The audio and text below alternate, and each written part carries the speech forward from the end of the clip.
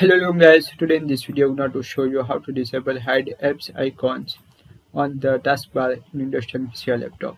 So guys, if you want to disable hide apps icons on the taskbar in Windows 10 PC or laptop, so very easy. Firstly click on start, type here settings, open settings, click on system.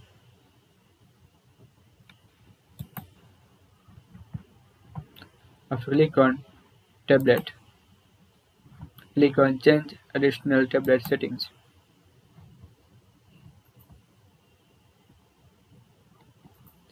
Here option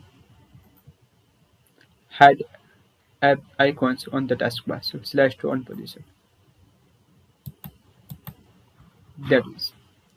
So guys, this is very simple and easy method. If you want to disable hide app icons on the taskbar in Windows 10 PC or laptop.